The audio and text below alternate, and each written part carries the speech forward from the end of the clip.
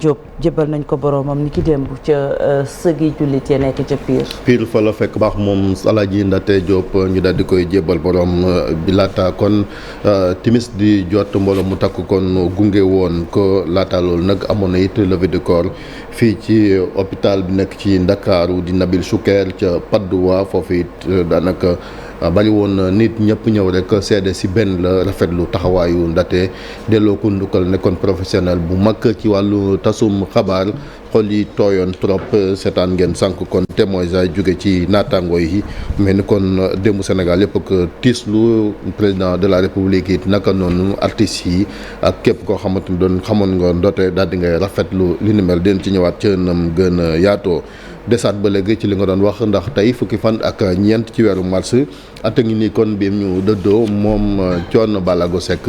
jiite woon groupe bi di Ramdan kon làqu boobaak léegi nag li naan vide bàyyi na ko fi am na ay groupe artistes yu ko daal di delloo ndukkal ngir célébrer rek at mu njëkk kon bim ñu dëddoo ñi ko gënoon a xam gone yi ñi ngi ko doon waxee kon Papa Thione dinañ ko yaatal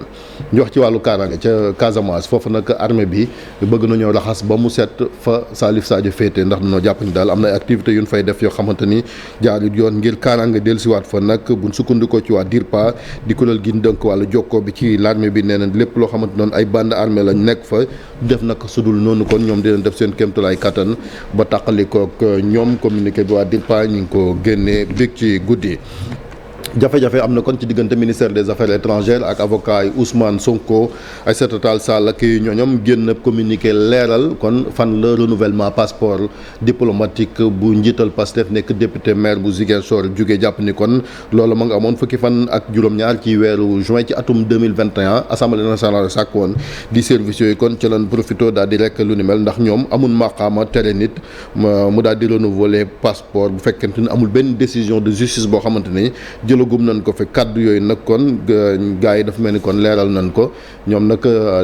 di avocat yi métud lu ko jàpp ni rek kon ministre bi dafa daal di salfaañe li naan kon secret de l'enquête ba tax na kon ñoom terewul rek daal di dem ci yoon ngir rek daal di ko fay boole ci wàllu yoon ba léegi kuréel gi ëmb magistrat yu Sénégal yi soxna Fadi tey ji ci ngoon ñoom it di leen jàkkaarloo ak taskatu xabaar yi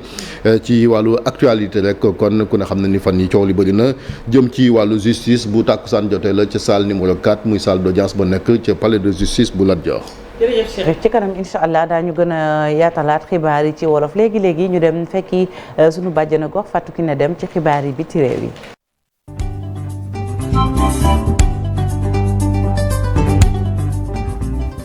aywa Burkina Faso nga koy dooree Fatou Kiné. foofu lañ koy dooree ni nga ko waxee Fati